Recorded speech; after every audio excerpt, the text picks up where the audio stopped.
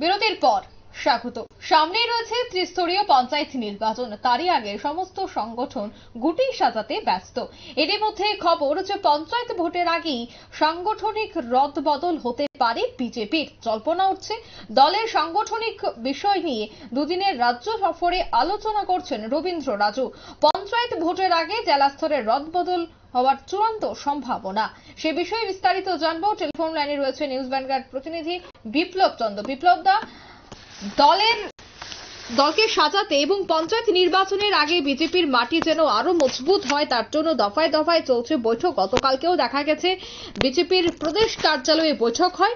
ইতিমধ্যেই খবর যে রবীন্দ্র রাজু ওনার নেতৃত্বেও একটি গুরুত্বপূর্ণ বৈঠক হতে চলেছে। তুমি কি জানতে পারছো? দেখো, সামনে কিন্তু পঞ্চায়েত নির্বাচন।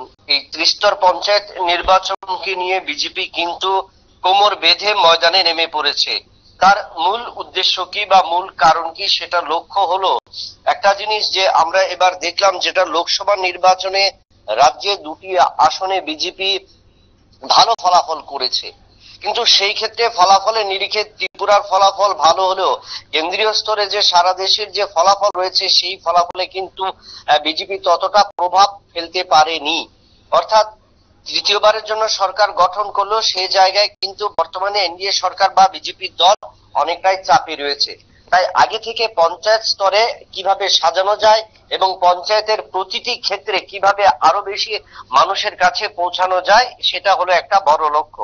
দ্বিতীয় লক্ষ্য হলো ভোট যখন আসে সেক্ষেত্রে আমরা দেখলাম 2023 লোকসভা বিধানসভা নির্বাচন এবং 2024 লোকসভা নির্বাচনের আগে পর্যন্ত বিজেপির নেতৃত্বরা দফায় দফায় বিভিন্ন পঞ্চায়েতে গিয়ে আশ্বাস দিয়েছে এবং বিভিন্ন পঞ্চায়েত থেকে শুরু করে গ্রাম পঞ্চায়েত, নগর পঞ্চায়েত, পঞ্চায়েত সমিতি থেকে প্রত্যেকটি জায়গায় একের পর এক আশ্বাসের বাণী শুনিয়েছে। কিন্তু বাস্তব চিত্র কি দেখা গেল? বাস্তব চিত্র বর্তমানে যেটা দেখা যাচ্ছে, গোটা রাজ্যে সবচেয়ে বেশি সমস্যায় জর্জরিত হচ্ছেন মানুষ। সবচেয়ে বড় হলো বিদ্যুৎ পরিষেবা, তারপর হলো পানীয় জল, তারপর রাস্তাঘাট, এবং তা নিয়েই কিন্তু রাজ্যের প্রতিটি জেলা এবং প্রতিটি মহকুমা স্তরে সমস্ত জায়গাতে প্রতিদিন নিত্য নৈমিত্তিক একটা ঘটনা হচ্ছে, সেটা হচ্ছে পথ অবরোধ। এবং সেই পথ অবরোধের ফলে যারা আশ্বাস দিয়েছিল, বিচারের বাণী শুনিয়েছিল বা নতুন করে সাজিয়ে তুলবে টোটাল গ্রাম বাংলাকে রাজ্যের, সেখানে কিন্তু শাসক দলীয় নেতারা সেখানে কিন্তু নতজানু হচ্ছেন, মাথা নত করতে হচ্ছে সেই সমস্ত গিরিবাসীদের কাছে। এবং এই পরিস্থিতিতে প্রতিদিন সংবাদ মাধ্যমে, প্রতিদিনই কিন্তু প্রচার মাধ্যমে সবচেয়ে বেশি সমালোচিত হচ্ছে শাসক দল। কেন পঞ্চায়েত স্তরে এখনো সেভাবে রাস্তাঘাট, পানীয় জল, বিদ্যুৎ পরিষেবা পৌঁছে যায়নি? তার পাশাপাশি স্বাস্থ্য পরিষেবা নিয়েও কিন্তু পঞ্চায়েতের বা বিভিন্ন গ্রাম পঞ্চায়েত গুলিতে মানুষ কিন্তু সবচেয়ে বেশি বিদ্রুপ করছেন। এবং সেই জায়গায় দাঁড়িয়ে কিন্তু আগে থেকে গুটি নিজেদের সঠিকভাবে চালানোর জন্য কিন্তু এই বৈঠক।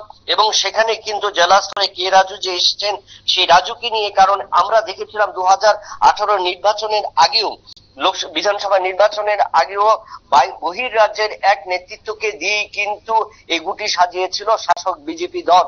সেই জায়গায় কিন্তু শাসক রাজ্যের কোন বিজেপি নেতৃত্বরা তখন সেভাবে কিন্তু নিজেদেরকে সামিল করেননি। কিন্তু 2023-এ সেই পুনরাবৃত্তি থেকে কিন্তু অনেকটা সরে গিয়েছে। কিন্তু শাসক দলের বর্তমান যে রাজ্যের নেতৃত্বরা আছে তাদের উপর আস্থা বা বিশ্বাস রাখতে পারছেন না গ্রামের মানুষ। তাই কিন্তু এবার বহিরাজ্য থেকে সেই যে নেতৃত্ব, অর্থাৎ কে রাজু সহ আগামী দিনে আরো বেশ কয়েকজন বিজেপি নেতৃত্বরা উঠে আসবেন, তাদেরকে দিয়ে কিন্তু গুটি সাজানোর চেষ্টা চলছে। অর্থাৎ আরো একটা প্রলোভন, আরো একটা প্রভাব সাধারণ মানুষের উপর কিভাবে চাপ তৈরি করা যায় এবং সেক্ষেত্রে সাধারণ মানুষ কতটুকু উপকৃত হবেন, সেটা কিন্তু একটা প্রশ্ন চিহ্নের মুখে থাকছে। তবে